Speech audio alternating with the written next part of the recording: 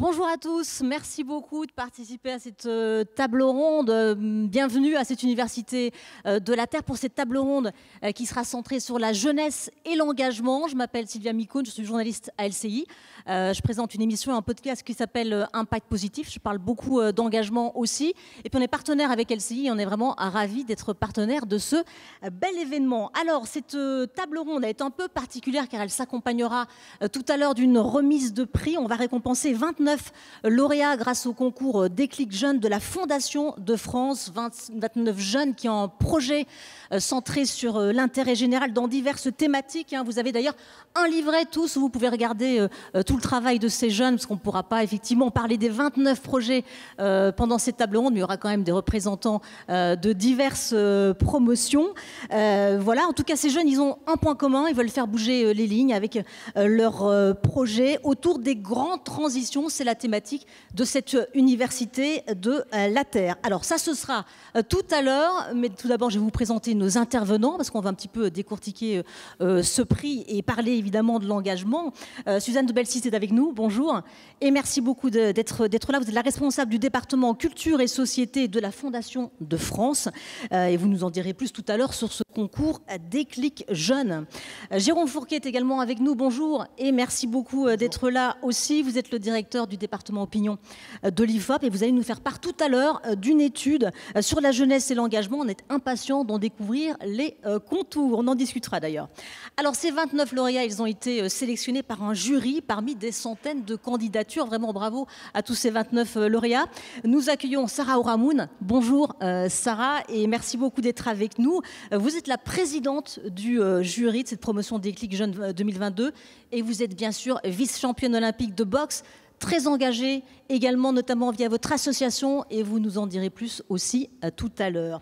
Grand plaisir aussi d'avoir Jean-Louis Etienne dans cette table ronde. Bonjour Jean-Louis Etienne, médecin, explorateur, écrivain, on ne vous présente plus, vous avez été vous aussi le président du jury Déclic Jeunes. C'était il y a 5 ans, vous nous ferez part de votre expérience auprès de ces jeunes.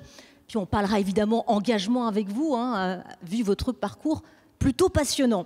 Nous donnerons aussi la parole à la jeunesse, à la promotion 2022. Yanis Mazi, vous êtes avec nous. Vous la représenterez, cette promotion 2022 tout à l'heure. Mais on accueillera aussi 2 anciens lauréats. Justine Goyon, qui a été récompensée il y a 2 ans. Elle est avec nous, ainsi que Moussa Silla, qui est là, de la promotion 2019. Mais tout d'abord, alors on commence avec vous, Sarah Ourahmoune. Vous êtes donc la présidente du jury, et l'engagement, ça vous connaît. Vous avez créé Boxer Inside Academy il y a plus de 10 ans. Expliquez-nous pourquoi vous avez ressenti le besoin de vous engager au-delà de votre pratique sportive, qui vous occupait quand même déjà beaucoup. Bonjour à tous. J'ai créé Boxer Inside il y a un peu plus de 10 ans maintenant, et c'est vrai que ça a été pas une révélation, mais en tout cas il y a eu ce besoin de rendre ce que j'ai eu la chance d'apprendre et surtout d'acquérir sur un ring. Moi, quand j'ai poussé la première fois la salle de boxe, c'était à Aubervilliers en Seine-Saint-Denis, c'était en 96, et à l'époque les femmes n'avaient pas le droit de boxer en compétition. Donc j'ai eu la chance de tomber sur un entraîneur passionné qui m'a transmis son savoir, sa technique de la boxe anglaise, celle qu'on appelle le noble art, et surtout il m'a transmis des belles valeurs. Ces valeurs, c'est la discipline, c'est le goût de l'effort, c'est l'engagement, et ça m'a complètement transformée. Moi, j'étais plutôt une adolescente introvertie. J'avais très peu confiance. Et puis, c'était forcément la période de l'adolescence où on se questionne. Et finalement, la boxe m'a permis d'en savoir beaucoup plus sur moi. Ça m'a donné aussi ce sentiment presque de me maîtriser, de contrôler mon corps et d'en faire ce que je voulais, et tout ça, ça a été formidable parce que ça m'a accompagnée pendant près de 20 ans, puisque ma carrière a été quand même assez longue, et j'ai eu envie de partager tout ça parce que il y a 10 ans, il y avait très peu de femmes qui boxaient, et puis le regard qu'on avait sur la boxe, c'était plutôt un regard négatif, où on voyait ça comme un sport de quartier assez obscur, et on ne pensait pas à tout ce qu'il pouvait y avoir derrière cette pratique sportive. Et créer une association, c'était pour moi à la fois démocratiser ce sport, mais aussi permettre à tous ceux qui viendraient pratiquer la boxe avec moi de se révéler, de gagner en confiance et de finalement acquérir toutes ces valeurs et ces compétences qu'on développe sur un ring. Oui, parce qu'en fait, c'est une formation en 360 degrés. Hein. Il n'y a pas que de la boxe, évidemment, dans votre association. Complètement. Et alors, pour le coup, il y a 10 ans, c'est pas l'académie en tant que telle, en tout cas comme elle existe aujourd'hui, que j'ai créée. J'avais à l'époque développé des cours de boxe pour femmes avec une garderie pour permettre aux mamans de venir et de se libérer de cette contrainte de garde des enfants. Et puis, petit à petit, j'ai eu envie de m'ouvrir à d'autres publics et notamment aux jeunes en créant une académie où vraiment, là, l'objectif, c'est de leur permettre de s'épanouir, mais surtout de faire en sorte qu'ils grandissent aussi dans une société où la réussite n'est pas que scolaire. Elle peut être aussi par le sport, par le lien social, par l'engagement. Oui. Et pour le coup, dans cette académie, on fait évidemment de la boxe, mais on leur propose tout un parcours de formation. On leur permet de découvrir énormément de choses, que ce soit des premiers secours, ils font du journalisme. On a des liens avec les États-Unis, on fait des partenariats avec d'autres académies, notamment à Los Angeles. Mais voilà, l'idée, c'était par le biais de la boxe, faire en sorte qu'ils puissent se créer par eux-mêmes des parcours de réussite. Oui, et acquérir ces fameuses soft skills que vous dites qui sont assez importantes et qu'on acquiert aussi par le sport, la résilience, notamment, Sarah ? Complètement, c'est des compétences qui n'acquièrent pas forcément à l'école, mais pour le coup, là, dans une salle de boxe, on apprend le goût de l'effort, on apprend la collaboration, parce que c'est un sport de combat, mais on collabore énormément. Oui. Et puis, il y a toutes les stratégies qu'on met en place sur un ring et tout le volet mental, parce que finalement, le mental, on en a besoin au quotidien. Et ce qu'on développe à l'entraînement, au bout d'un moment, on arrive à le transposer à la fois dans sa vie quotidienne, mais aussi plus tard dans leur vie professionnelle. Alors, vous êtes la présidente de ce jury. Qu'est-ce que vous pouvez nous dire de cette promotion 2022 et aussi pourquoi vous avez accepté de le présider ? Alors, j'ai accepté de le présider parce que quand on vous propose déjà une telle fonction, c'est déjà assez gratifiant. Et puis, quand on voit autant de jeunes engagés, autant d'optimisme, on ne peut pas fermer la porte et dire non. Enfin, moi, j'ai trouvé ça normal de présider ce jury et de voir un peu toute l'énergie positive qu'il y avait. Il y a quand même beaucoup de créativité, d'envie, beaucoup de sens dans les projets et ça fait du bien, en fait. Ah oui, c'est sûr qu'on vous ressortez de là plutôt boosté et le livret il est là, hein, tous les 29 projets sont là-dedans, n'hésitez pas à jeter un petit coup d'œil. Voilà, donc vous avez été frappé effectivement par ce dynamisme, cette variété de projets, c'est vrai qu'ils sont très divers. Il y avait énormément de projets, je ne sais plus exactement, mais au moins 80. Enfin, il a fallu tout balayer et c'est très difficile de choisir. Aujourd'hui, on en a 29 face à vous, mais il y avait quand même beaucoup de projets excellents. Et oui. Voilà, heureusement, il y a plein d'autres programmes d'accompagnement et je suis sûre qu'ils trouveront la possibilité de développer leurs projets, mais effectivement, beaucoup d'optimisme. Et voilà, c'était un vrai plaisir d'y participer. Alors, Yanis Mazi est là.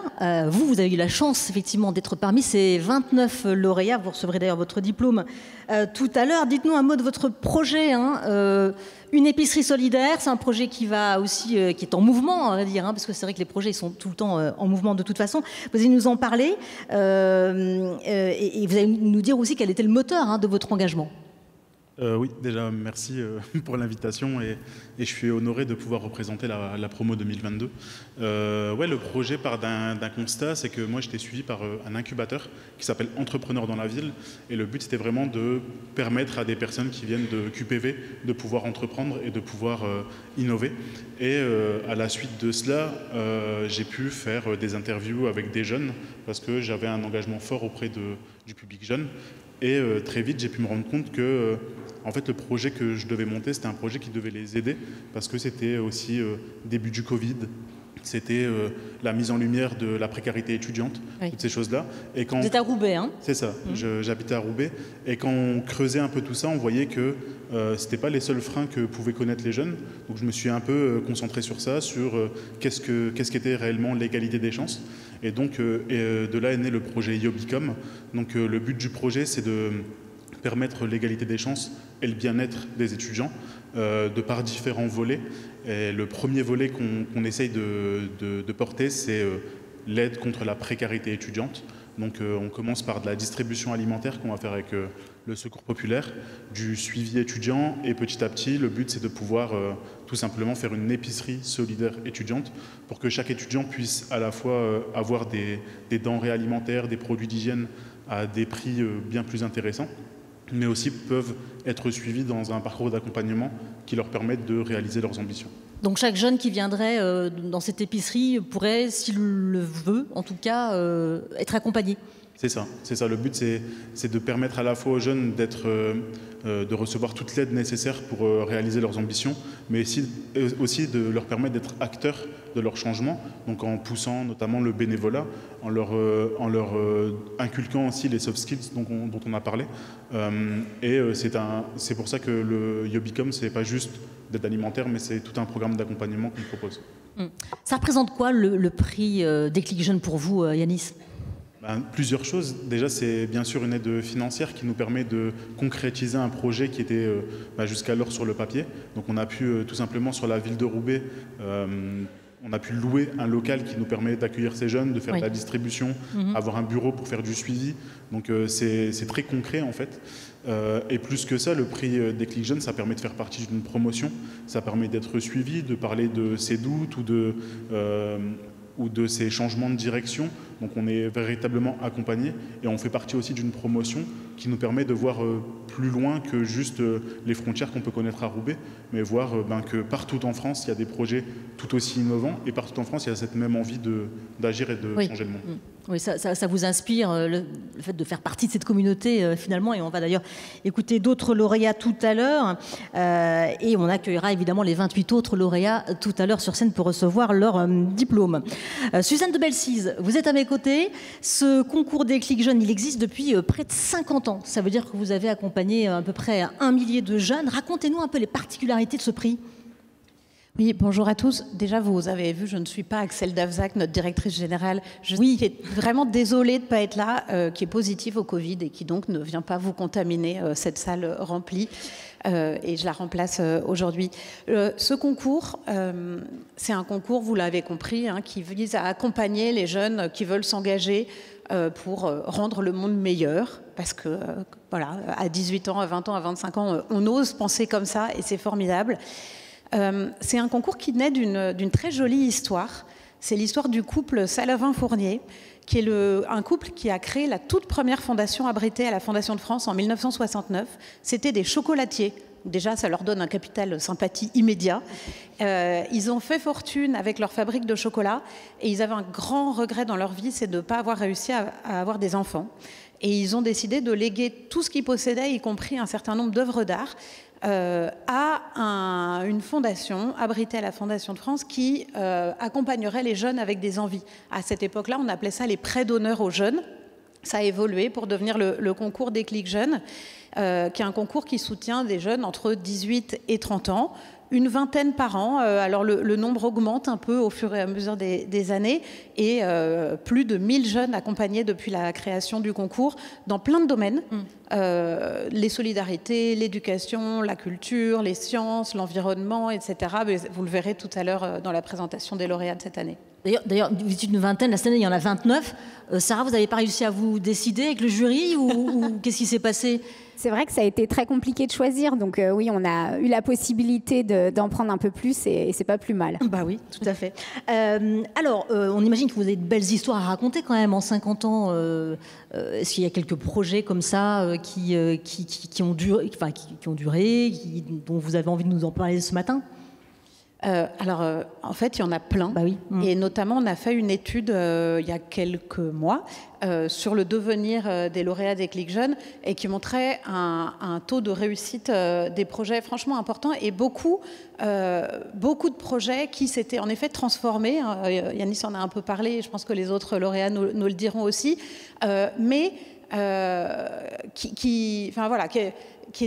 Qui avait évolué dans le sens que le lauréat souhaitait, et puis d'autres lauréats dont le projet s'était interrompu, mais qui nous ont dit, en fait, ça a quand même changé ma vie. Alors oui, je ne suis plus un entrepreneur social, mais je suis un salarié qui est à ma place dans un travail qui a du sens. Et certains aussi qui disaient mon projet a duré seulement 3 ans, mais en 3 ans j'ai fait ça. Et globalement, un impact très fort du concours. Et puis on a à notre actif des romans, des films, des associations, aussi un certain nombre de lauréats qui ont eu des prix après. Je vous donne aussi parfois à plusieurs prix.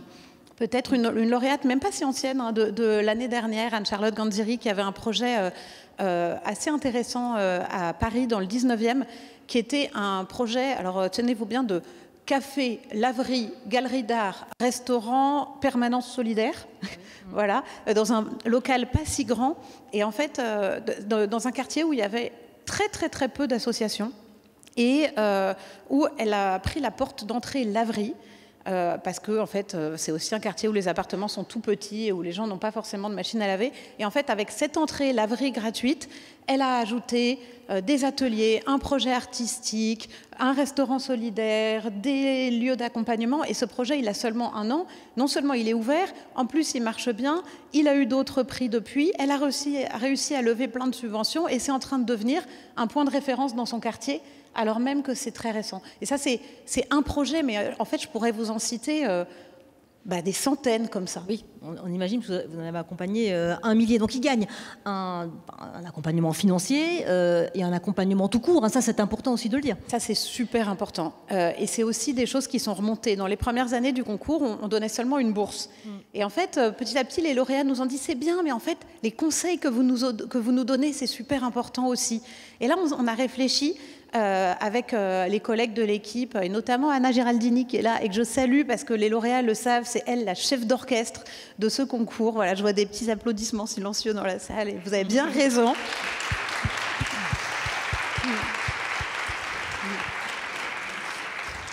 Merci beaucoup. Et notamment, donc, Anna est allée chercher des partenaires pour augmenter l'accompagnement qu'on peut proposer et qui est vraiment personnalisé. Et notamment pour des jeunes qui ne sont pas déjà dans des incubateurs ou qui n'ont pas déjà un réseau familial ou professionnel qui peut les aider. Et donc, on travaille notamment avec l'Institut de l'engagement, qui fournit de l'accompagnement collectif, personnalisé, du mentorat, du conseil, parfois très technique, comment on écrit les statuts d'une association, enfin des choses comme ça. Et avec Live for Good, qui est un programme Entrepreneur for Good, qui est un programme d'incubation qui donne des super résultats. Et chaque année, depuis 1 ou 2 ans, les lauréats qui le souhaitent peuvent intégrer ce programme. Et puis, bien sûr, nous, à la Fondation de France, on prend du temps pour répondre aux questions des lauréats. On a aussi une expertise thématique qu'on essaye de transmettre. Et juste pour terminer, un certain nombre des lauréats sont soutenus par des fondations abritées à la Fondation de France. Et je voudrais juste remercier celles qui soutiennent la promotion de cette année, parce qu'elles soutiennent financièrement, mais en fait, dans un certain nombre de cas, elles apportent aussi un mentorat.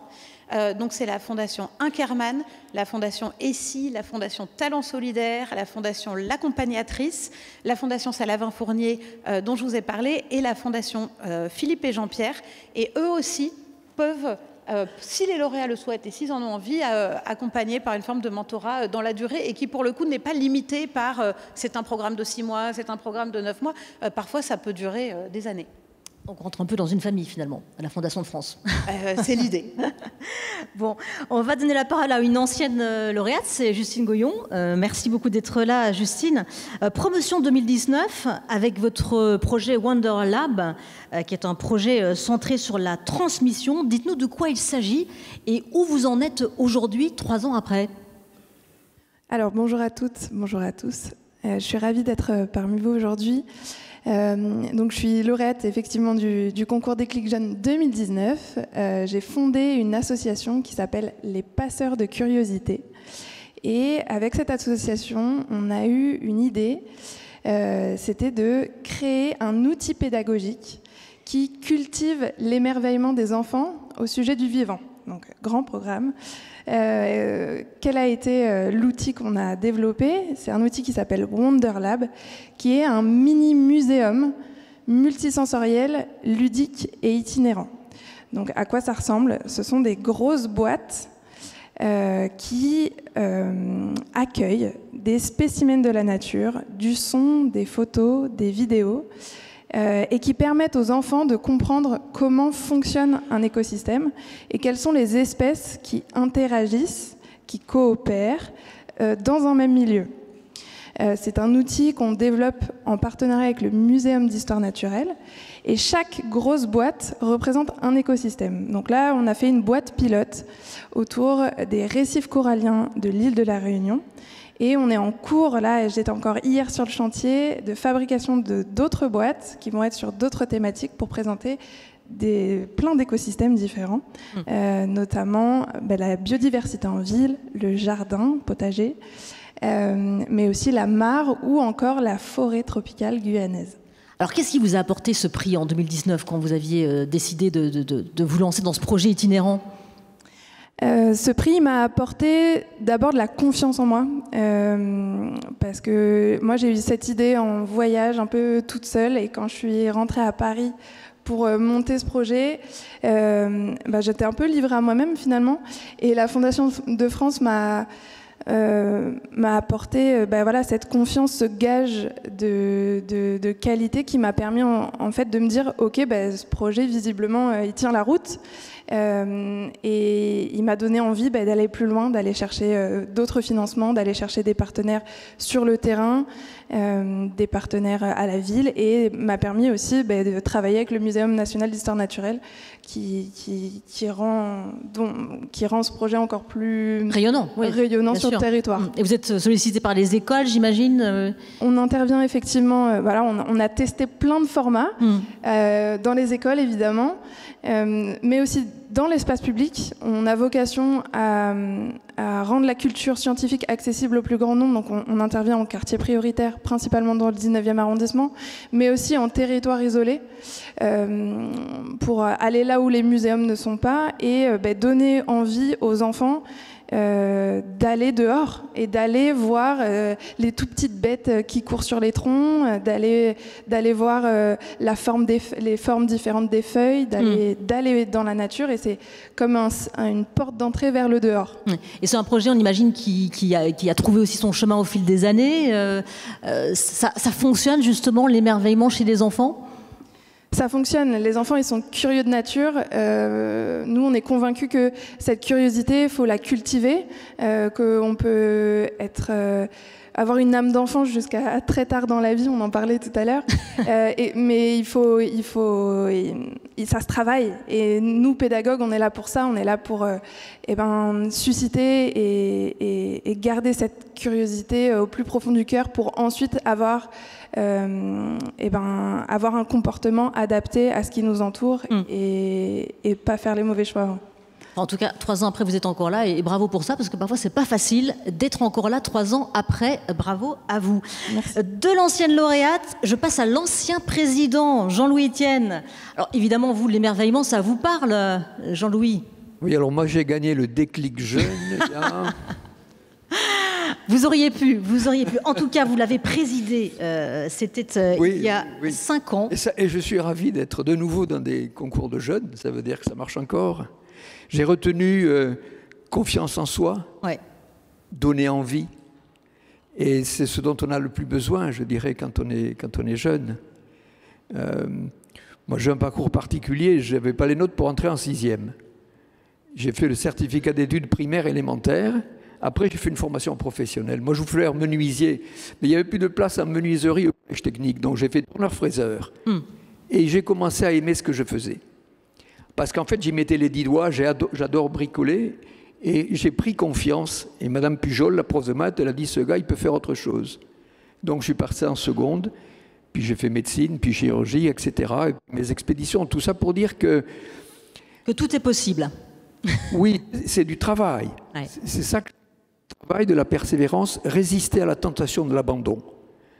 En fait, quand vous avez quelque chose qui vous fait envie, l'envie, c'est précieux. C'est rare, vous voyez un truc, une envie, vous dites, c'est ça que j'ai envie de faire. C'est un peu comme une rencontre amoureuse, il s'est passé quelque chose en vous, voyez, vous avez envie, mais c'est compliqué, puis on vous dit, mais ça ne sert à rien, mais il n'y a pas d'avenir, vous en foutez. C'est ce petite flamme qui brille en vous, quoi. Et tout le travail consiste à développer ça. Parce que toutes ces envies qui ont été trahies, qui n'ont été pas suivies, c'est d'une frustration. Vous voyez ? Et donc résister à la tentation de l'abandon quand vous avez une envie, ça me paraît important. Ouais. C'est ce que je retiens de mon parcours. Et de votre présidence du jury, hein, oui, c'est vrai. Il y a 5 ans, c'est vrai aussi. Oui, mais j'étais pareil. Il y a tellement de jolies choses, de bonnes choses qui vous sont présentées qu'on se demande comment est-ce qu'on va en sélectionner quelques-uns. Et je reconnais qu'il y a une énergie dans tous ces projets qui sont déposés, une envie, un désir. Et vous voyez quand il y a quelqu'un qui vient vous voir avec une sincérité, qui a envie de quelque chose, et vous sentez que cette personne-là, elle est habitée par le truc, elle va. Et puis, vous voyez, vous avez envie de soutenir tous ces projets-là. C'est un peu compliqué l'histoire du concours, hein, mais je reconnais que ceux qui sont les lauréats, vous l'avez bien dit, continuent, s'engagent. Ce qui est important, c'est tu l'as dit à l'instant, c'est de trouver le bout de la pelote. Et je fais une parenthèse, ce que je vous ai dit tout à l'heure, j'habite dans un quartier où il y a un lycée professionnel. Et à la rentrée, là c'était en septembre, il y a 2 élèves qui sortent, moi je passais sur le trottoir. Il y en a un qui dit à l'autre, « T'es dans quoi toi ?» Et il lui dit, « Dans la pâtisserie, putain c'est génial !» J'ai compris qu'il avait trouvé le bout de la pelote, vous voyez ce que je veux dire ? Trouver l'envie, mettre en route l'envie, ce que vous avez dit. Ouais. Alors Jean-Louis Etienne, quel est votre regard sur la jeunesse d'aujourd'hui ? Est-ce que vous la voyez différente ? Vous qui avez souvent été sollicité, vous qui avez souvent été à sa rencontre aussi depuis le début d'ailleurs de votre aventure. Oui, la jeunesse, elle a une énergie, ça c'est important. Soutenir effectivement cette énergie. Alors il y a plein de domaines dans lesquels la jeunesse agit. Vous avez des œuvres sociales, pédagogiques, etc. Je trouve ça bien. Il y a un domaine, si vous voulez, qui est le climat. Le climat, c'est l'équation du siècle. Ouais. C'est pas que l'affaire du siècle, c'est l'équation du siècle. C'est compliqué. C'est une équation entre le besoin de l'énergie, une surpopulation et la nécessité de décarboner cette fameuse énergie. Voyez. Et Jérôme Fourquet nous en parlera tout à l'heure d'ailleurs. Oui. Et donc il y a une nécessité, mais c'est d'une grande complexité. Vous voyez, on est tous des humains bienveillants, mais on bénéficie de la préciosité de l'énergie. Cette lumière qui nous éclaire, puis on est chauffé, là, vous voyez ce que je veux dire ? On ne se rend pas compte de la quantité d'énergie que l'on consomme. En économie, vous voyez, en économie, on a 2 unités, le dollar et l'euro. On sait, quand vous dites 1 million d'euros, 1 milliard, vous avez un peu une idée. En énergie, il y a des kilowattheures, des mégas, des gigas, des téras. Si je vous dis térawattheure, vous avez une idée. Vous voyez ce que je veux dire ? On n'a pas l'idée de la quantité d'énergie que l'on consomme. Et cette énergie, il faut la transformer de manière à ce qu'elle soit décarbonée. Donc la jeunesse nous alerte effectivement sur le climat qui se réchauffe. C'est une réalité. Je le fais depuis 1990. Ça a été mon premier engagement il y a longtemps. Mais en même temps, il ne faut pas... Alors on dit les politiques, mais les politiques... Il n'y a pas un bouton à l'Élysée ou au Vatican ou je ne sais pas où, à la Maison-Blanche, on et off. Et ce couillon-là, il n'a pas compris qu'il faut mettre sur off. C'est d'une grande complexité. Et les politiques, ils changent, si vous voulez. Par contre, il y a quelque chose qui ne change pas, c'est le citoyen. Et il faut lui donner envie au citoyen qui devienne un acteur. Vous voyez, pendant la Covid, les Français ont mis 15 milliards à la caisse d'épargne. Je ne sais pas s'il y a le directeur de la caisse d'épargne là, mais ça ne rapporte rien. Simplement, c'est là et ça peut vous aider si vous en avez besoin. Et je leur dis, soyez des investisseurs du climat. Mettez des panneaux solaires sur le toit, photovoltaïques, photothermiques. Vous voyez ? Puis mardi, maintenant, on va avoir des voitures électriques, ça va être obligatoire. Vous allez faire le plein avec le soleil. Il y a du fun à être écolo. Puis mardi, il y aura là le soleil. Puis on va faire la lessive mardi. Parce que, vous voyez ce que je veux dire ? Faire en sorte, et c'est la pédagogie, j'y tiens, que chaque citoyen devienne un acteur de la transformation. En France, on a toutes ces maisons et tous ces toits qui ne servent à rien. Investissez sur ces toits. C'est une voie effectivement vers la solution. Et je demande à la jeunesse effectivement de nous alerter, mais en même temps de proposer des solutions techniques, ne pas faire en sorte que le citoyen ait cette impression que c'est tellement géant le problème que nous, citoyens, en fait, qu'est-ce qu'on peut faire ? Et ça démobilise, je trouve, beaucoup plus. D'où l'importance de cultiver aussi l'engagement des jeunes et l'importance de ces concours, des clics jeunes, etc. Je vous cite, hein, Jean-Louis Etienne, vous disiez, voilà, nous avons besoin de la fraîcheur, de l'intelligence, de l'appétit de vie de la jeunesse, car il va falloir inventer des choses. Les solutions ne peuvent venir que dans l'enthousiasme. Oui, chacun doit être efficace sur sa zone d'influence. On a une zone d'influence, qu'elle soit personnelle, familiale, professionnelle, ecclésiastique, je ne sais pas, politique, industrielle. Et donc, si effectivement chacun prend le problème à bras le corps, eh ben, c'est la somme de toutes ces actions qui peuvent arriver à la solution. Alors, ce sont ces jeunes aussi qui vont devoir faire face à de nombreux défis. Jean-Louis Etienne, on va le voir tout à l'heure quand Jérôme Fourquet nous parlera de son étude. Il y a effectivement l'inquiétude sur le changement climatique. Ça vous rassure quand vous voyez aussi tous ces projets de jeunes, ou vous gardez une part d'inquiétude aussi en vous? Non, moi je ne suis pas inquiet.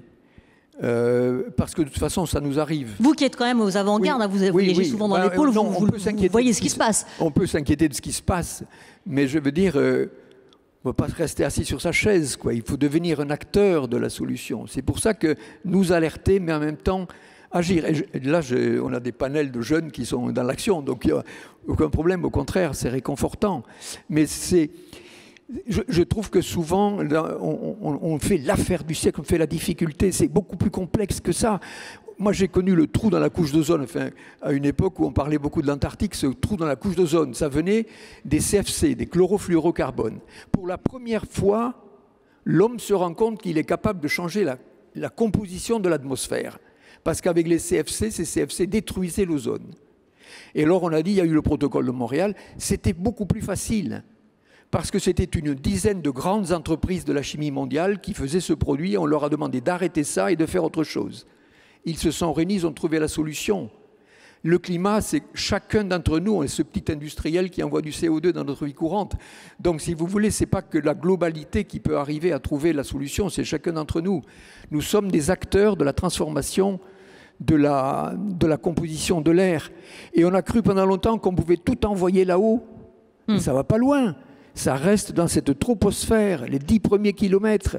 L'année dernière, il y a 2 ans, 45 milliards de tonnes de CO2 est parti. Heureusement, la nature recapture une bonne partie. La nature à terre, le verre, pas les vers, le verre recapture par la photosynthèse ce CO2, si vous voulez. C'est pour ça qu'on dit qu'il faut des forêts, il faut du verre, il faut de la végétation.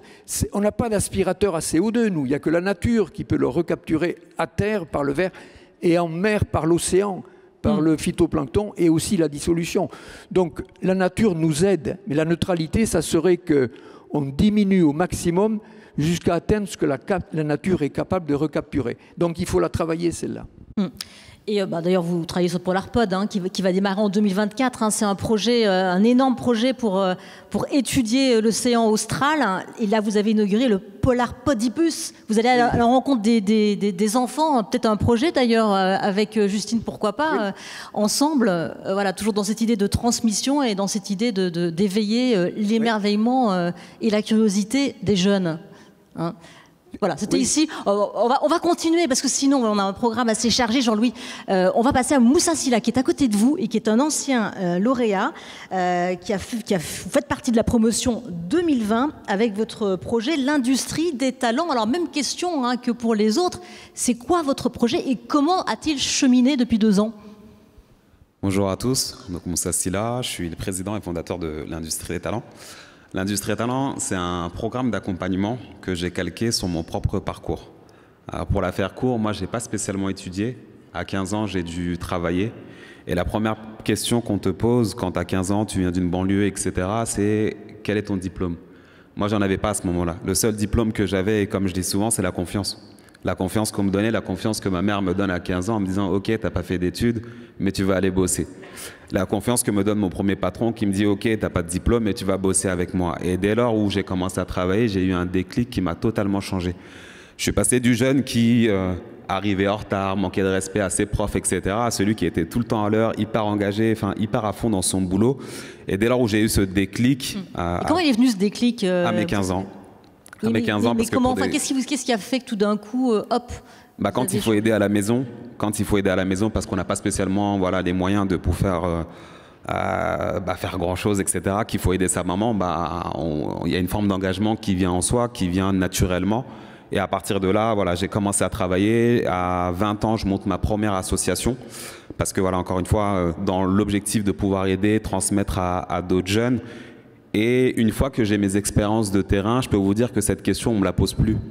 parce qu'en 6 ans, de mes 20 à 26 ans, je monte une association, je fais des actions sur mon quartier, je réunis des centaines de jeunes. On ne pose plus cette question de diplôme. Et de là, je me dis, je vais créer un programme qui se calque sur mon propre parcours, où je vais donner de la confiance à des jeunes, où je vais leur donner une zone d'expérimentation comme on m'a donné, pour que ces jeunes puissent être beaucoup plus confiants face à leur avenir et leur avenir professionnel notamment. Donc je lance l'Industrie et Talents, qui est un programme d'accompagnement sur 2 ans, qui est un programme individuel et collectif. Pour vous donner un exemple, par exemple, un jeune qui va vouloir devenir vidéaste, on va lui donner le matériel adéquat pour pouvoir expérimenter son talent. On va lui trouver un mentor, on va l'accompagner à travers des masterclass sur la prise de parole en public, sur l'organisation, comment m'organiser professionnellement, etc. Et le but, c'est que quand le jeune sorte de ce programme au bout de 2 ans, qu'il soit en mesure de faire complètement oublier cette question de diplôme. Qu'avec son expérience de terrain, avec ses actions qu'il a menées pendant ces 2 ans, avec ce qu'on lui a pu lui permettre finalement, qu'il puisse présenter ce portfolio et complètement balayer la question du diplôme. Je ne dis pas que je vais transformer la question du diplôme et dire voilà, plus de diplôme et c'est parti, mais je dis juste qu'on ne peut pas regarder tous les jeunes sous le même prisme, notamment le prisme scolaire.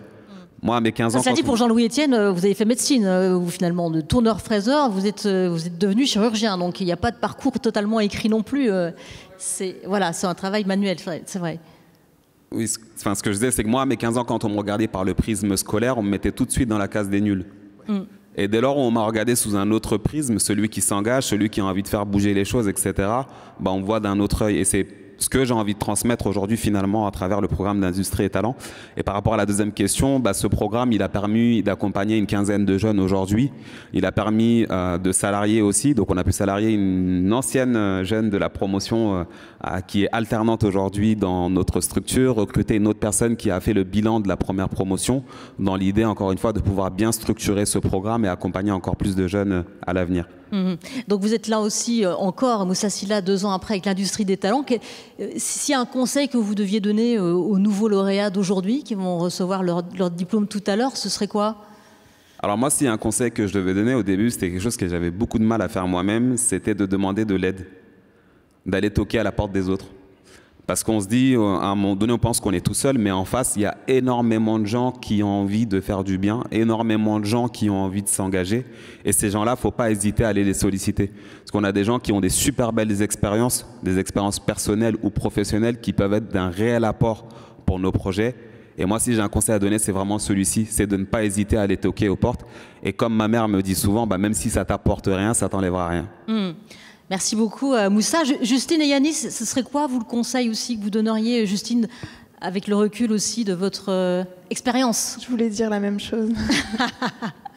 Entourez-vous, parce que vous êtes, sans le savoir, entouré de gens bienveillants qui sont prêts à vous filer des billes et partager leur expérience, vous soutenir financièrement. Il y a plein de gens qui sont prêts à vous donner un coup de pouce et on ne le sait pas, mais en fait, si on ne demande pas, on ne peut pas trouver. Donc demandez, pas hésiter à demander et à parler du projet du coup. Parce que plus vous parlerez du projet dans plein de cadres différents, plus il y aura quelqu'un qui pourra vous dire « Ah bah tiens, j'ai ça pour toi » et ça boostera. Ça peut peut-être changer quelque chose. Exactement. Yanis ? C'est un peu tôt pour le dire quand même. Oui, mais vous êtes engagé depuis longtemps quand même. Oui, c'est ça. Du coup, moi, ce que je conseillerais, c'est d'oser et surtout de ne pas se mettre la limite qu'on s'est fixée nous-mêmes avec notre projet. Je m'explique, quand on va voir une fondation, quand on essaie de trouver des partenaires, on donne un cadre à son projet, on donne une structure, et parfois on a peur que ça change, et on le vit comme un échec quand on le fait pivoter, quand on essaye d'autres choses, quand on innove. Et ça fait partie du projet. C'est ça, ça fait partie du projet et il ne faut pas avoir peur de ça, que ça change et que ça évolue et que vous fassiez une rencontre, que vous ayez une opportunité. C'est là parce que c'est ça qui va rendre votre projet plus concret. Ouais, c'est vrai que Sarah Abramoun, peut-être sur l'échec, vous pouvez aussi apporter des éclairages sur l'échec, parce que c'est vrai qu'en France on a une culture de l'échec qui est c'est un peu dommage. Quand on rate, on pense que tout est foutu. En fait non. C'est vrai qu'en France, on a un regard très négatif sur l'échec. En sport, on apprend à justement s'appuyer sur l'échec et en faire presque une expérience positive parce que typiquement en boxe, quand on perd un combat, c'est vraiment les seuls moments où on se remet complètement en question et finalement où on apprend encore plus sur soi et qu'on progresse. Donc vraiment faire de l'échec une clé de réussite. Un rebond en tout cas. Puis en boxe, on prend des coups. Pardon ? Et en boxe, on prend des coups. En plus. Donc oui, au-delà de la défaite, on a quand même physiquement quelque chose de difficile à digérer. Merci beaucoup. Alors Jérôme Fourquet, on a écouté tous ces jeunes. On va voir s'ils sont représentatifs de l'ensemble. Place à votre étude. Alors vous allez nous présenter les conclusions d'une étude IFOP réalisée pour la Fondation de France sur les jeunes et l'engagement. On est impatient d'en découvrir les détails. Je vous laisse la parole et puis évidemment, on en discute tous ensemble après. C'est à vous. Merci beaucoup. Bonjour à toutes et bonjour à tous. Donc, effectivement, je vais vous présenter la synthèse de cette enquête que l'IFOP a menée à la rentrée auprès d'un échantillon représentatif d'1 millier de jeunes de 18 à 25 ans pour essayer de faire le point sur leur rapport à l'engagement, ce qui les inquiète, ce qui les motive et vers qui ils seraient prêts à se tourner. Donc tout d'abord, première partie sur le regard des jeunes sur la société. Et comme ça a été dit tout à l'heure, vous voyez que la question du changement climatique s'invite très haut dans les préoccupations de cette jeune génération. On pourrait ajouter l'item numéro 3 qui est le coût de l'énergie qui pourrait se rapprocher aussi à cela. Mais vous voyez également, et c'est un enseignement majeur de l'enquête, que la question du pouvoir d'achat est une question qui est centrale. Et donc, quand on parle d'épicerie solidaire ou d'aide dans les quartiers prioritaires, on voit bien que cette question du pouvoir d'achat est aussi quelque chose qui taraude la jeune génération, qu'on a parfois tendance à résumer à une génération climat. Il y a d'autres préoccupations. Autre élément important sur cette première diapositive, vous voyez que le chômage arrive très bas dans le classement. Et ça, pour nous, à l'IFOP, c'est quelque chose qui est assez nouveau. On aurait fait cette enquête il y a 5 ou 10 ans. Assurément, le chômage aurait été la première préoccupation des jeunes. Et donc ces jeunes, ces 18-25 ans, qui sont déjà pour certains sur le marché du travail ou pour d'autres qui vont y rentrer prochainement, aujourd'hui, en termes de préoccupation et de rapport de force, le paysage qu'ils envisagent est très différent de ceux qui les ont précédés. Et on voit d'ailleurs qu'il y a parfois des difficultés de recrutement, etc. etc. Donc ça, c'est aussi un élément important.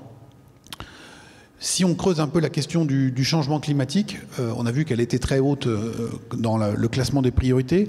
Eh bien, 89% de nos jeunes se déclarent inquiets sur ce sujet-là.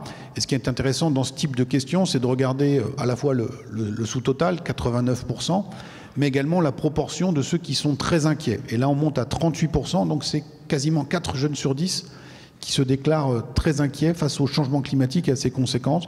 Et on voit que c'est vrai chez les garçons comme chez les filles, quelle que soit la tranche d'âge, et plus on monte en niveau de diplôme, plus l'intensité de la préoccupation va être importante. Donc ce terme de génération climat n'est pas galvaudé, et on le voit que c'est une préoccupation qui est très forte. Qu'est-ce qu'on peut faire par rapport à ça ? Et donc là, on a testé toute une série d'items, et on demandait aux jeunes qu'on a interrogés s'ils étaient d'accord ou pas avec les sujets.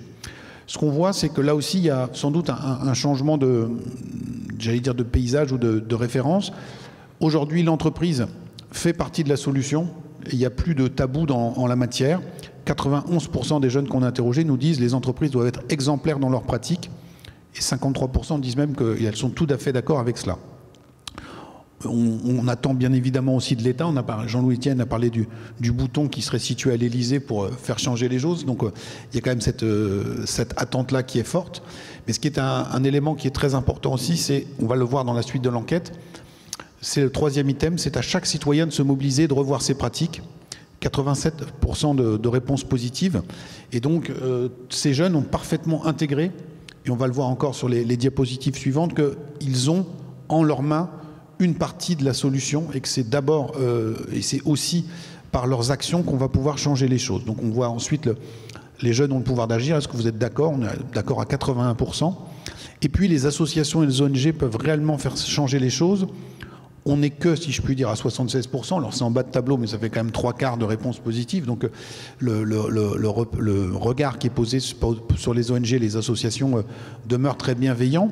Mais on voit que, et on va le voir dans le reste de l'étude, à tout prendre, on attend plus de son action individuelle au quotidien que d'un engagement dans des structures préexistantes. Et ça aussi, c'est une marque de fabrique de la jeune génération qui entend moins facilement s'engager collectivement dans des structures préexistantes, même si l'engagement individuel est toujours très présent.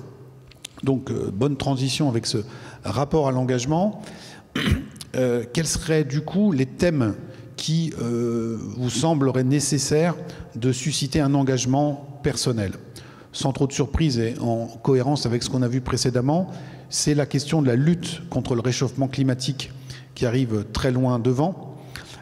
Ensuite, une cause qui est en train de monter depuis quelques années, qu'on voit, nous, dans l'actualité, dans nos enquêtes, portée notamment par ces jeunes générations, c'est la protection des animaux.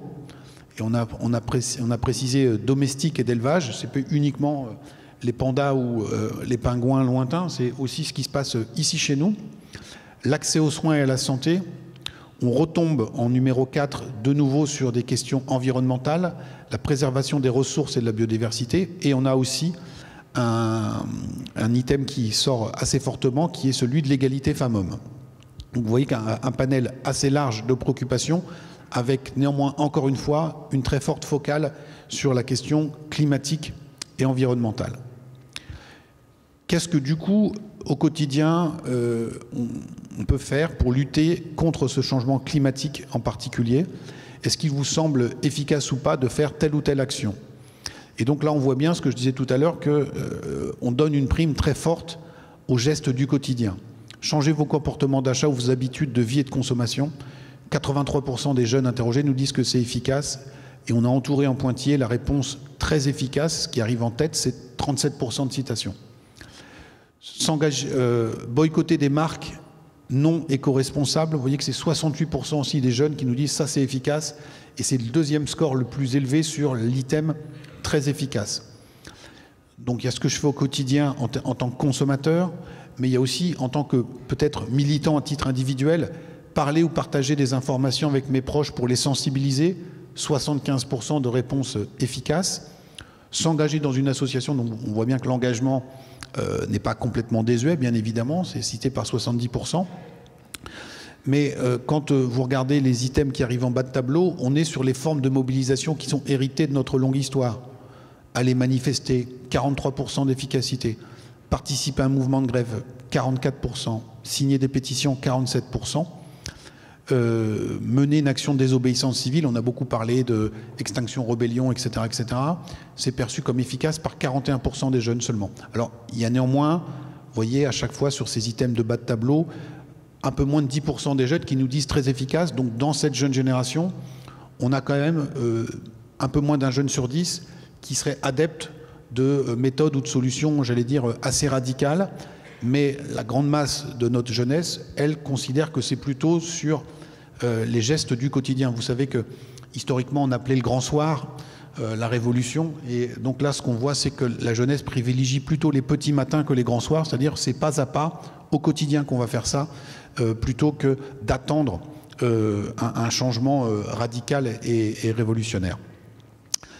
On le voit donc, la question des gestes du quotidien, de la façon de vivre, de la consommation est assez investie, et ça participe aujourd'hui, et c'est perçu par ces jeunes comme une forme d'engagement, et on le voit aussi en termes de consommation et d'avenir professionnel. Alors là, je vais aller assez rapidement. On a demandé si on avait déjà recours ou non à tel ou tel geste, et donc on est encore une fois sur la question climatique.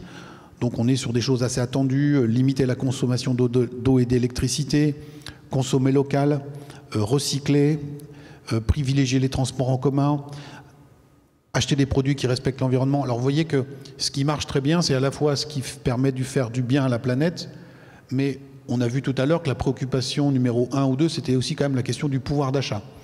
Et donc acheter des produits recyclés, faire des économies d'énergie, etc., c'est bon pour la planète, mais c'est également bon pour le portefeuille. Donc on voit encore une fois le très fort engagement qui est plutôt dans la vie quotidienne de ces jeunes. Fait relativement nouveau, et là aussi, on a dit tout à l'heure, une jeunesse qui est moins inquiète aujourd'hui, et c'est tant mieux vis-à-vis du chômage. On a vu également qu'elles étaient très attentives à ce que les entreprises soient exemplaires, mais cette jeunesse est aujourd'hui aux portes du marché du travail. Et quand on leur demande s'ils pourraient travailler dans une entreprise qui ne serait pas en phase avec leurs valeurs, il y en a 2/3 qui nous disent qu'il n'y aurait pas moyen, hein, dont 15% qui nous disent c'est hors de question. Et donc là aussi, c'est un changement sans doute par rapport aux générations précédentes. Donc c'est un formidable défi qui est lancé aux entreprises. Jean-Louis Etienne a parlé tout à l'heure de ces grands groupes de l'industrie chimique qui avaient proscrit un certain nombre de produits qui détruisaient la couche d'ozone. Eh bien là, aujourd'hui, il y a une nouvelle feuille de route, c'est afficher, c'est pas uniquement afficher, c'est respecter des valeurs qui soient en phase avec les attentes de la nouvelle génération. On a dit aussi tout à l'heure que le rapport de force était en train de se rééquilibrer entre l'employeur et le demandeur d'emploi. C'est-à-dire qu'aujourd'hui, c'est plutôt celui qui va taper à la porte qui est du bon côté du manche. Et donc c'est lui qui est aujourd'hui en situation de dire qu'est-ce que vous proposez, qu'est-ce que vous faites sur tel ou tel sujet. Donc ça, c'est un changement de paradigme qui est assez important. Et vous voyez qu'on serait même prêt à renoncer pour 44% d'entre eux. Alors, pour une grande partie, ils n'ont pas encore engagé les négociations. On en reparlera quand ils seront en emploi. Mais c'est quand même un signe qui est tout à fait intéressant de voir qu'une partie d'entre eux, assez importante, serait prête à renoncer ou accepter une diminution de salaire pour pouvoir travailler dans un secteur ou une entreprise qui serait plus en phase avec leurs valeurs. Et tout ça fait écho à un certain nombre de tribunes d'étudiants de grandes écoles ou autres qui ont interpellé un certain nombre de secteurs d'activité. Donc on voit comment cette génération climat eh bien, est très soucieuse de cette problématique. Elle la mêle aussi à la question du pouvoir d'achat, que pour elle l'engagement a sans doute pris des nouvelles formes ou prendra des nouvelles formes par rapport aux générations qui l'ont précédé. Et on voit également comment son rapport à l'entreprise a assez fortement évolué. C'est-à-dire qu'on a des attentes qui sont nouvelles, notamment en termes d'engagement. Merci beaucoup, Jérôme Fourquet. C'était vraiment passionnant et on va d'ailleurs en discuter. Oui, mais on peut l'applaudir, effectivement. Merci beaucoup. Alors moi, je voulais vous interroger tout d'abord sur cette tendance, effectivement, qui s'amplifie. Hein, ces jeunes qui veulent en quelque sorte choisir leur destinée, hein, qui ne veulent plus travailler dans n'importe quelle entreprise. Ils veulent des entreprises qui sont en phase avec leurs valeurs, voire créer leur propre entreprise aussi. Alors ça, c'est pas nouveau. Ça fait à peu près une dizaine d'années qu'on parle de cette envie de sens chez les jeunes. En tout cas, ce qu'on peut dire aujourd'hui, c'est que c'est quelque chose qui s'installe complètement. Alors, effectivement, ce n'est pas complètement nouveau, mais il y a un deuxième ingrédient qui rend la chose nouvelle, c'est la perte d'inquiétude vis-à-vis du chômage. C'est-à-dire qu'avant, on était en recherche de sens, mais il fallait quand même faire bouillir la marmite et trouver un job. Ouais. Aujourd'hui, depuis la sortie du Covid, il n'y a pas un secteur d'activité, il n'y a pas une entreprise qui n'exprime pas des difficultés de recrutement. Et les salariés qui sont en poste, comme les jeunes qui sont en train de rentrer dans le marché du travail, ont complètement intégré ce nouveau rapport de force, et ça leur donne un pouvoir de négociation qui est plus important que ce dont ils pouvaient disposer il y a une dizaine d'années. Donc ils peuvent mettre, j'allais dire, à exécution leur exigence de sens vis-à-vis des entreprises, en tout cas plus facilement qu'il y a une dizaine d'années. Donc ça, c'est quelque chose qui est assez nouveau. Oui. Et ce qui est assez intéressant, nous, quand on a analysé cette enquête, c'est de voir comment il y a cette prise de conscience sur la réalité du marché de l'emploi aujourd'hui en France. Alors, autre grand enseignement de cette étude, hein, c'est l'action individuelle qui prend le pas sur la mobilisation collective. On s'engage surtout par son comportement, achat, transport, nourriture, et ça, c'est vraiment nouveau aussi. Alors, on peut éclairer ce phénomène-là aussi en se concentrant sur la cause qui était évoquée, qui est la cause environnementale. Si par exemple on était sur le respect des droits de l'homme, l'inclusion, on peut faire des choses dans sa consommation personnelle, mais ça a moins d'impact. Alors que la question environnementale et le changement climatique se prêtent parfaitement à une prise de responsabilité individuelle. Donc il y a à la fois cette évolution, parce que les jeunes sont un peu à l'image de la société, il y a... Même si vous en êtes la preuve vivante, il y a beaucoup d'engagement et beaucoup d'altruisme. On est quand même une société qui est quand même assez individualiste. Mais il y a aussi cet engagement environnemental qui rend possible le fait qu'on agisse chacun à son échelle. Et sans doute aussi une forme de maturité en disant n'attendons pas tout du politique ou du sommet de la pyramide, il faut que, et encore une fois, vous en êtes la preuve vivante, on peut faire bouger les choses chacun au quotidien, et ça, ils ont complètement intégré également cette dimension. Moussa Sylla, je pense que vous vouliez réagir sur cet aspect-là de cette étude. Ah, oui, sur la question de, en tout cas, la forme de l'engagement, c'est vrai que moi, c'est quelque chose que je constate énormément, en tout cas à mon échelle. Je ne parle pas à un niveau national, mais effectivement, en tout cas, au niveau de mon quartier, sur les questions de transfusion écologique, mais aussi sur les questions de solidarité. On va voir que dès lors où il y a il y a une prise de conscience personnelle, plus facilement, je vais aider le voisin, plus facilement, je vais venir faire du bénévolat dans l'association qui est en bas de chez moi. Et là, par exemple, un exemple tout récent, on était au Mali dans le cadre d'un projet solidaire et on a vu une vraie volonté des jeunes de partager ce projet-là sur les réseaux sociaux, d'appeler les autres à y participer, à notre cagnotte, etc. Donc ils vont toujours trouver, dès lors, en tout cas ça touche la solidarité, une manière de s'engager et pas forcément en se déplaçant ou en venant tout le temps dans l'association, mais même utiliser le poids qu'ils peuvent avoir, comme vous le disiez, sur leur zone d'influence pour participer à des projets qui leur font sens, quoi. Ouais. Mais est-ce qu'il faut s'inquiéter quand même, Jérôme Fouquet, que les formes d'engagement concrets sont en baisse? Si je regarde votre étude, aider les autres, c'est en baisse, donner de son temps, c'est en baisse. Ça, c'est inquiétant ou pas? Il faut regarder, mais il faut aussi sans doute capitaliser sur les autres registres qui se développent. Et donc on parlait sur la sphère d'influence individuelle, et c'est un grand défi aussi pour les fondations et les ONG de se dire comment on peut activer des ressorts qui n'étaient pas forcément ceux qu'on avait l'habitude de travailler. Je pense notamment dans la question du rapport aux entreprises. On a fait, nous, à l'IFOP aussi pas mal d'enquêtes qui s'adressaient plus aux salariés un peu plus âgés, mais par exemple sur la question du mécénat de compétences. Est-ce que vous êtes prêt à donner des jours de votre temps dans l'entreprise?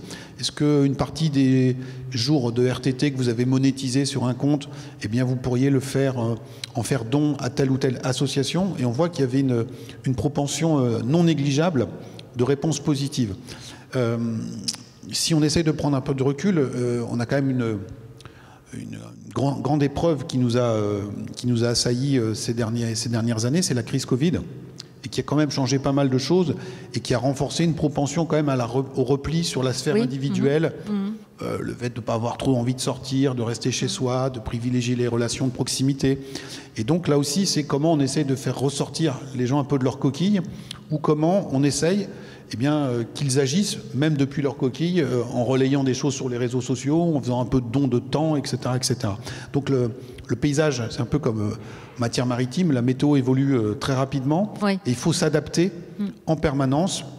Et ce qu'on voit, c'est que les recettes classiques et traditionnelles sont peut-être plus complètement en ligne avec les attentes et la façon de voir des jeunes générations, même si dans cette jeune génération, l'envie de s'engager demeure intacte, mais elle prendra sans doute des chemins différents. Charge aux ONG et aux fondations d'essayer de baliser et de défricher ces chemins.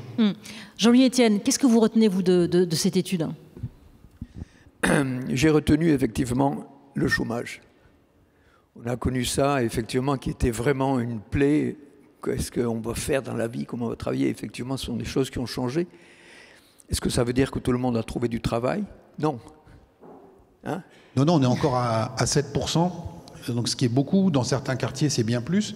Mais vous voyez bien que dans le débat public, mais encore une fois, ces jeunes, ils sont à l'image de la société, l'angoisse du chômage a quand même fortement régressé. Et donc, on se flagelle toute la journée avec des mauvaises nouvelles.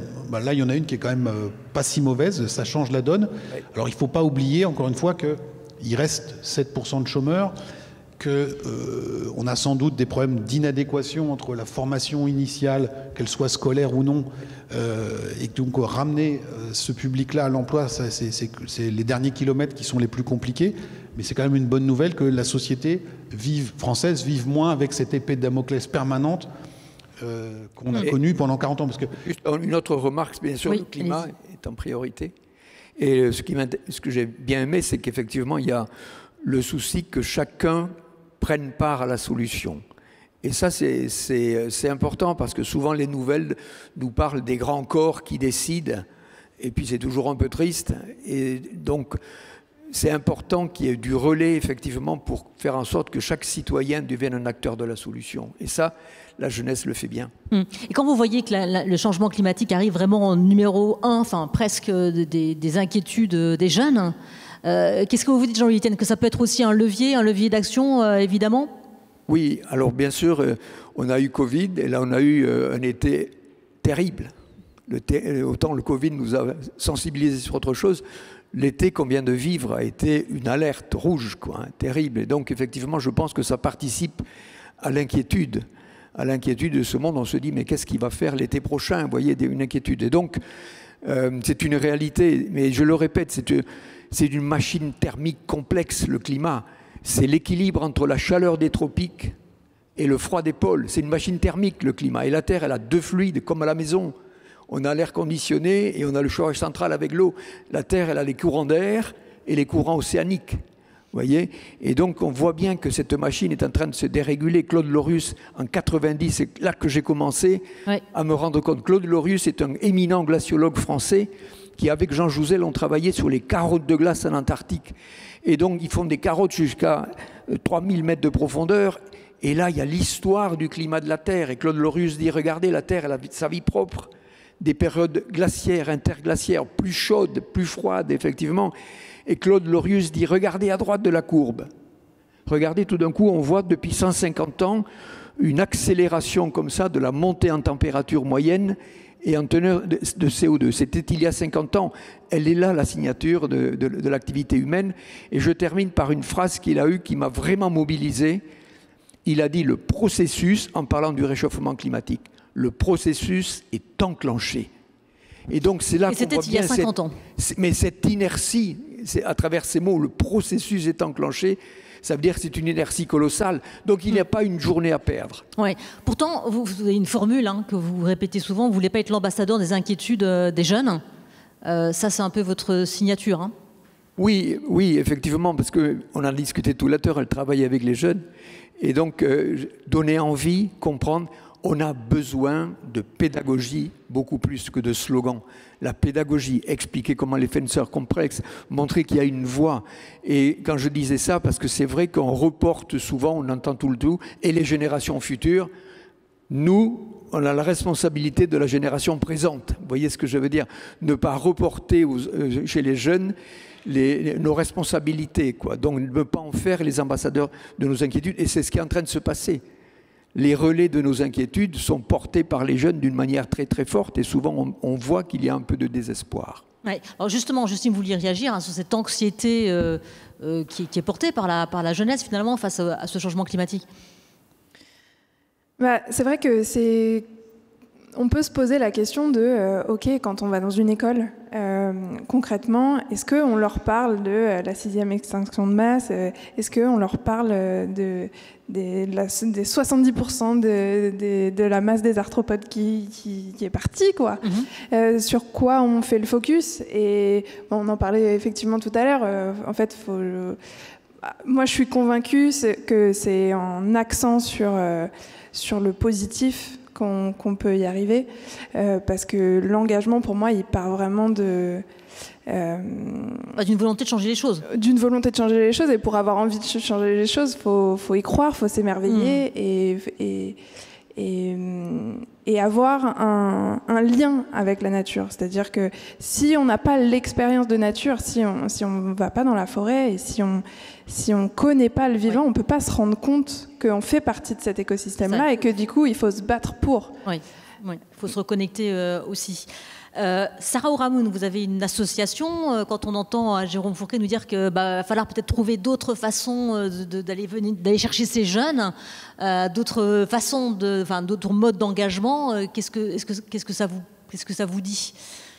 Alors, moi, ce que je vois surtout, c'est que c'est vrai qu'il y a moins cette crainte du chômage, mais il y a cette volonté de se créer quand même son propre emploi. On voit qu'il y a quand même beaucoup de personnes qui veulent se lancer dans la création d'entreprises, créer un projet avec ses propres valeurs. Et là, l'engagement, on le trouve, parce que finalement, on se crée son propre chemin. On a envie de résoudre un problème très certainement qu'on rencontre, et on a envie de faire évoluer la société et de la rendre meilleure, comme on le disait en introduction. Alors, Yanis, je crois que vous voulez réagir, vous, sur les entreprises. On a vu dans cette étude de Jérôme Fourquet de l'IFOP qu'effectivement, on attendait des entreprises qu'elles soient exemplaires. Je pense à 91%. Vous vouliez réagir là-dessus? Oui, mais je vais faire un petit détour avant, parce que justement, après tout ce que j'ai entendu, je pense que le conseil majeur, ce serait d'investir dans la jeunesse et surtout d'investir dans les prises de position de la jeunesse. Et quand on regarde l'étude attentivement, on voit que ça passe par l'action et on voit surtout un désintérêt du politique, en fait. On voit un désintérêt du fait que les gens vont décider pour nous. Les jeunes veulent décider pour eux-mêmes et veulent être dans l'action. Et je vais prendre une analogie toute bête. Oui, mais il y a un sentiment d'impuissance aussi qui fait qu'ils ne pourront pas tout régler eux-mêmes par leurs actions. Parce qu'il y a ce sentiment de parfois ne pas être écouté. Et je vais prendre une analogie toute bête. Quand on apprend une langue, il est toujours mieux de l'apprendre quand on est petit que quand on grandit. C'est toujours plus facile. Et c'est peut-être aussi une nouvelle langue, le changement climatique. C'est qu'il y a peut-être des jeunes qui se sont construits beaucoup plus vite sur cet enjeu, qu'ils ont compris beaucoup plus vite certaines choses et qu'ils doivent apprendre aux entreprises à comment les intégrer. Et donc, quand on revient sur l'enjeu que vous avez évoqué sur les 91%, il y a des choses qui se mettent en place. On ne pense pas que les entreprises n'ont pas compris, bien sûr elles ont compris, mais il y a aussi ce truc on s'en fout d'un gros salaire si c'est pour ne l'utiliser que dans des choses futiles. Il y a cette volonté on a envie de pouvoir agir concrètement sur le vivant et sur l'environnement qui nous entoure. Donc il y a des choses qui sont mises en place, je pense à l'Institut de l'engagement qui met en place du reverse mentoring, c'est-à-dire qu'ils accueillent des entreprises et ils demandent aux jeunes lauréats de l'Institut de l'engagement de répondre à leurs problématiques avec eux, de les faire participer aux problématiques qu'ils rencontrent. Et je pense que c'est une bonne voie à explorer. Suzanne, qu'est-ce que vous retenez, vous, de cette étude pour la Fondation de France? Vous l'avez effectivement... Alors, pas tant pour la Fondation de France, mais je voudrais rebondir sur ce que vient de dire Yanis, parce que moi, ce qui m'intéresse dans l'étude, c'est aussi ce qui n'est pas dit, et d'ailleurs, Jérôme nous dira peut-être pas prouvé, mais qui est une impression, c'est qu'en fait, tout cet engagement-là et ces préoccupations des jeunes, elles infusent au-delà de leur catégorie d'âge. Alors avec les plus petits peut-être, mais aussi avec les plus grands. Moi j'ai un frère de 26 ans qui est agronome et ultra engagé pour le climat. Et mon père, pour la première fois de sa vie, il s'interroge avant de prendre la voiture pour un trajet tout seul. Mon père, c'est un technosolutionniste, ingénieur, qui vraiment renoncer à un confort matériel ou à aller plus vite parce que c'est pas génial pour la planète, c'est nouveau pour lui. Et ça vient du harcèlement bienveillant mais continu de mon petit frère. Et je pense que ça, c'est aussi super important. Enfin, ces points qu'on a vus dans l'étude, ils vont infuser au-delà de cette tranche d'âge et j'espère qu'ils vont le faire. Et pour la Fondation de France, quand même, il y a plein de jeunes dans la salle, donc je vous le dis, c'est bien de s'engager dans des associations. Elles ont besoin de vous. D'ailleurs, les lauréats de cette année, il y en a plein qui créent des associations. Oui. Ils vont avoir besoin de bénévoles, ils vont avoir besoin de donateurs. Donc voilà, il faut quand même prêter attention à ne pas délaisser ce mode d'engagement-là qui est hyper nécessaire à la société et qui sont nos partenaires au quotidien à la Fondation de France. Parfait. Jérôme Fourquet, je ne sais pas si vous voulez rajouter un petit mot. Voilà. On va passer à la remise des diplômes pour chacun de nos lauréats. Ils sont 29. Ils seront d'ailleurs appelés par nos intervenants. Chacun d'ailleurs a choisi une catégorie. On rappelle que cette édition spéciale Université de la Terre a choisi 3 axes. La transition écologique, la solidarité, le numérique. Chaque intervenant va donc appeler un groupe de lauréats à monter sur scène à venir prendre son diplôme.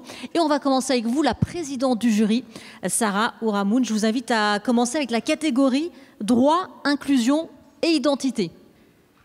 Alors j'appelle Awa Bossard.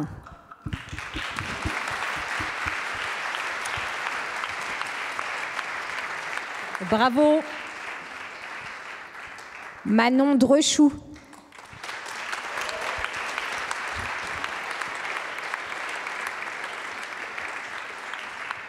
Bravo Manon. Johar Alouz.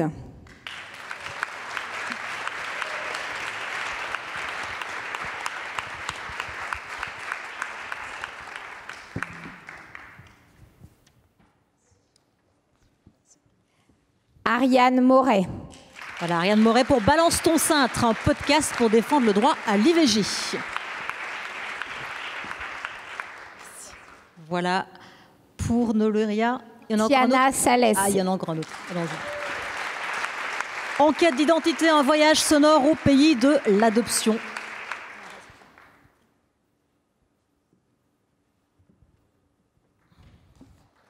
Et Kwidja Chata.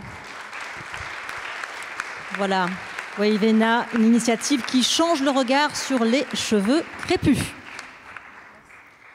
Bravo à tous nos lauréats de cette catégorie droit, inclusion et identité. Bravo à vous. On va passer à Moussa Silla. Catégorie santé, c'est à vous Moussa. Dans la catégorie santé, Lara Bouvet.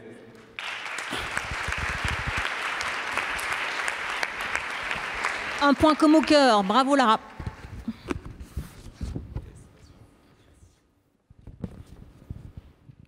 Marina Marionneau. Bravo Marina, avec s'occuper à l'hôpital grâce aux kits culturels.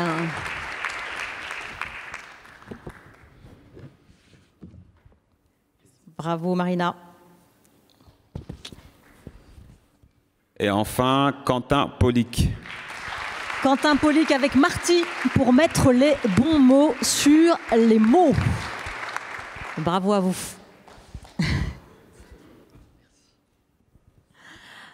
Voilà, bravo aux lauréats de la catégorie santé. On va passer à vous, Jean-Louis Etienne, avec la catégorie environnement. Guillaume Bournigal.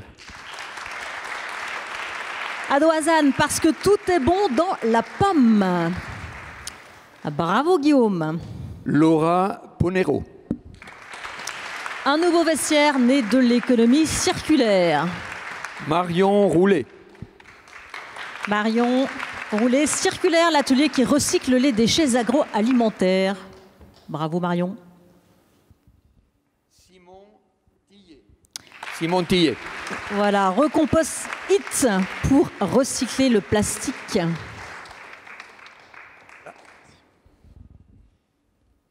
Et Justine Vandest. Voilà, Justine avec l'écolieu, le papillon et la tortue, un rêve devenu réalité.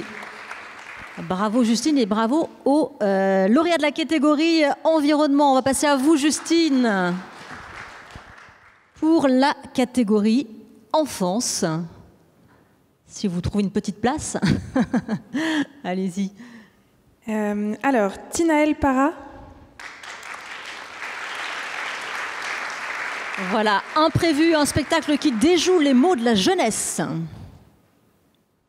Bravo Tinaël. Lucie Roche.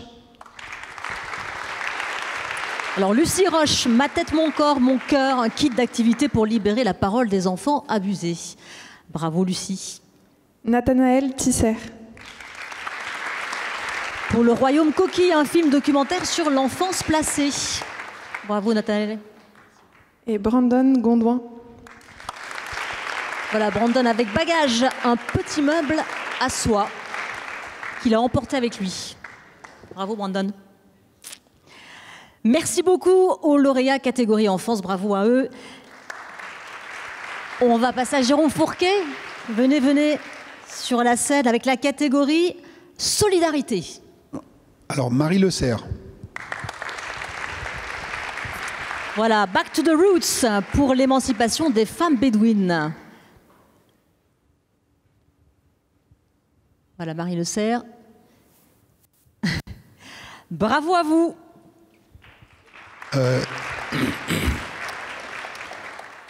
Yanis Mahazi. Bah oui, qui est avec nous, Yanis. Bravo avec Yo Bishop, votre épicerie solidaire. Bravo, Yanis. Ensuite, Tayla Amina Yumu Joya. Voilà, avec Green Water, un filtre qui favorise l'accès à l'eau potable au Burkina Faso. Bravo à vous. Et puis, Louise Ocoli Gourdin. Voilà pour un kit de survie énergétique pour les sans-abri. Bravo Louis. Merci. Voilà, Marie Villard et donc Suzanne. On va terminer avec vous, avec la Fondation de France et la catégorie éducation. Lockman Barry. Voilà pour Data Rush, un jeu vidéo pour surfer en toute sécurité. Bravo Lokman. Walid Bekti. Walid Bekti pour les ateliers du regard pour une culture de l'image.